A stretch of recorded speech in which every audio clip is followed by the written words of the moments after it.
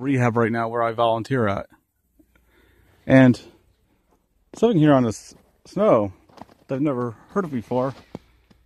These little specks, you'll think it looks like dirt. It's actually like snow mites or snow fleas. I didn't know such a thing exists. Like I'm 30 years old and I didn't even know these things exist. I put this camera on HD so you can see little lakes and stuff, but I guess you could just see them hopping around.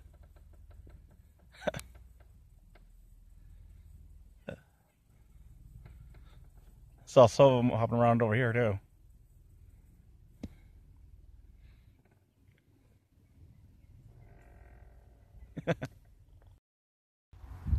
Hey guys, are y'all chilling?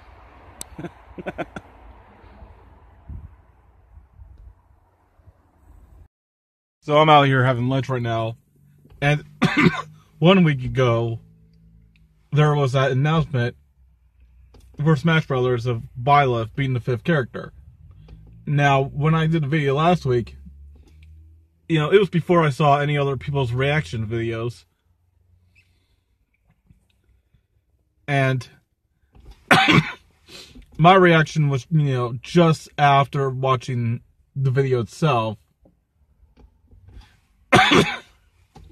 So it's before watching other people's reactions. And I said, like, oh, even though I'm a fan of RPGs, I'm not a fan of Fire Emblem because tactic RPGs make me feel stupid. But, you know, I am excited for the Cuphead, you know, costume.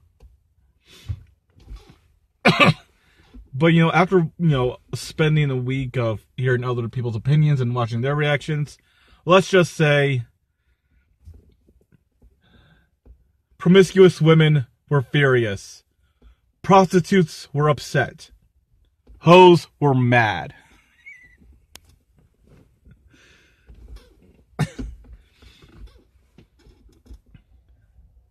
And, you know, there were like some people like, oh, they lied to us. They said they were going to be a third party in the DLC pack. What's the evidence? What's the proof that anyone said that there's only a third party in the DLC pack? I don't think there's any proof of that. And then there's like, oh, Reggie said that all the characters in the DLC pack are from new series. That's not at all what he said. At the Video Game Awards 2018, Reggie said that the characters in the DLC pack are new to the Smash series. They're not from new series. They're not from new franchises. They're just new to Smash. And Byleth, never appearing in a previous Smash game before, is new to Smash.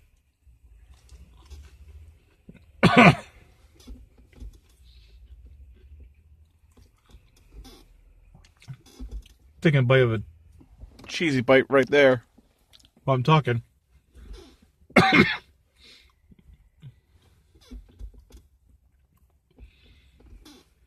You know, I remember seeing a post like, oh, there's too many Fire Emblem characters, said the guy who wanted Waluigi and Gino, despite the fact that Mario already has 10 characters, not including Donkey Kong, and Fire Emblem only has 8.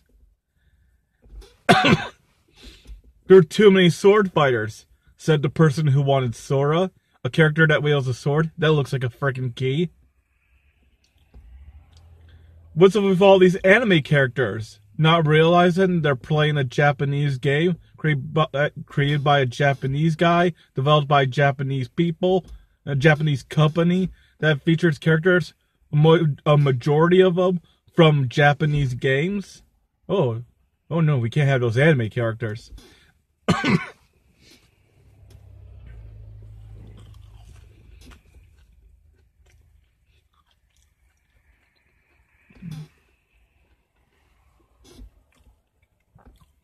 And to defend Mario,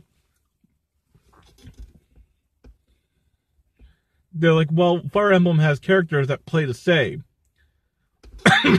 And that is true for Marth, Lucina, Roy, and Crom. They do play the same. But like Ike is pretty much Gandalf with a sword. He's slow. Robin has magic. Corrin does have a sword, but he also treats it as a spear. And can shoot off energy beams with the B button. And the first time I saw the video for Byleth, I didn't really pay attention that much, honestly. I was like thinking, oh, it's just another Fire Emblem character, but while watching other people's reactions, I realized, like, oh, Byleth actually does play different from other Fire Emblem characters. Yes, Byleth doesn't have a sword, but Byleth also has other weapons depending on how you use the B button. You just press B and it shoots off a bow, an arrow. Side B is a spear. Down B is an axe. And the up B is the sword again. But the sword acts as a grappling hook and acts like a much better grappling hook than Joker's.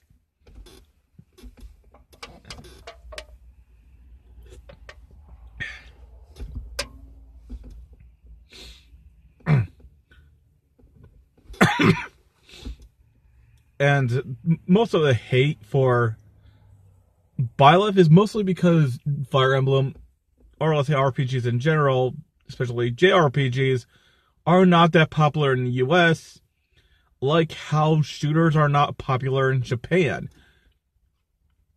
You know, when Hero was announced, people were like, who's this Hero guy? Well, you know, in Japan, you look at the requested characters, like most requested characters in America, and the Japanese people look at those lists and are like, who the hell is Doom Guy? Who the hell is Master Chief? Like, that's what the Japanese are thinking. Because Fire Emblem is a Japanese role-playing game, it's not popular here in America, and some people think, like, well, the, you know, saturation of a, you know, like the fact that we have so many Fire Emblem characters in Smash, it just does not equivalent to how popular the series is, like, or the lack of popularity here in America, even though Fire Emblem is very popular in Japan.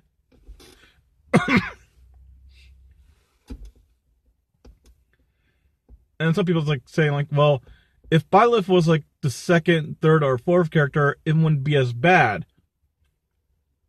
People would not be happy if Byleth was the first, and people were especially not happy with as the fifth character because, you know, it's the last character of the DLC pack.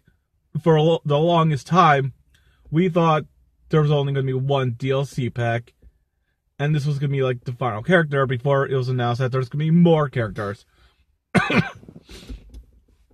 And I did think about, you know, how would I rearrange the first DLC pack? Have Joker as the first, and Banjo still be in third, but just change around Byleth, Hero, and Terry. Joker's announcement, you know, stays in first. It was, you know, it was this big hype, you know, when the game was first released in 2018 during the Video Game Awards. Have Byleth be the second character announced. He's the first one shown at E3, and replace Hero. And the thing is, Byleth would, you know, still have people like, ugh, not only do we have another Fire Emblem character, but we also have another swordsman at the E3 awards, and they're like, no, not it's awards, it's, you know, it's just E3. People would be disappointed, but then Banjo-Kazooie would be the third character, and a lot of people would say, like, oh, Banjo saved E3. And with Byleth being the second character, E3 was before Three Houses release. It would give people, you know, some build up, like some hype for Three Houses.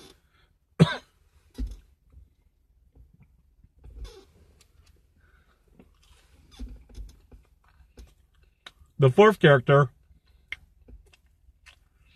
would be Hero. And since the fourth character was announced during the September 4th Nintendo Direct, September 4th, it'll be like a few weeks before the release of Dragon Quest XI S.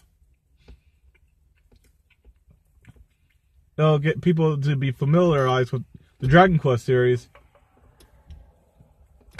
play Dragon Quest XI, or give them a chance to play Dragon Quest XI, and then play as Hero and Smash. And then have Terry be the last character and that's now for the DLC pack. And the way Sakurai will introduce Terry, he could just tell his story, because from what I heard, the inspiration for Smash Brothers was because of Final Fight or King of Fighters.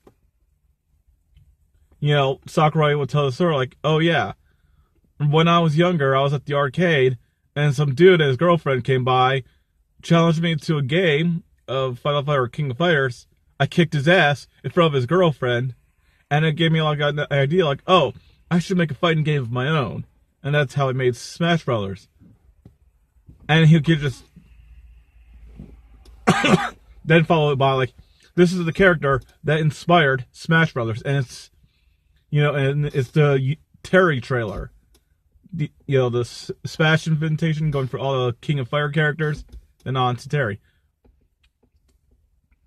And then people might have like a friendly attitude towards Terry, like, oh, this is the character that inspired Smash. And then they announced, you know, the 50 songs that came with Terry. You know, just this big last blam. This big hoorah. Terry, King of Fire stage, and I like 50 songs. And that's how you finish off the DLC pack. And I think people would be much better with that, you know, with that plan. Joker, that's the first. Byleth, second. Banjo, third. Hero, fourth. Terry, last. So now we're going to have 6 more fighters. And I'm one of those on the team here where, like, if there's a spirit in the game, they're not going to be a fighter. So I'm thinking, no Shantae, no Waluigi, no Gino. You know, my theory is, like, if they're not a spirit yet, chances are they're probably a fighter. Since Bravely Default 2, like, the Bravely Default 2 was announced at the last Video Game Awards, I'm thinking that an upcoming character might be a Bravely Default character. I'm still holding out for Jabanian from Yokai Watch. Crash Bandicoot still has a chance, as well as Spyro. A Pokemon from Sword and Shield is a possibility as well. And I'm also hoping for Amaterasu from Okami.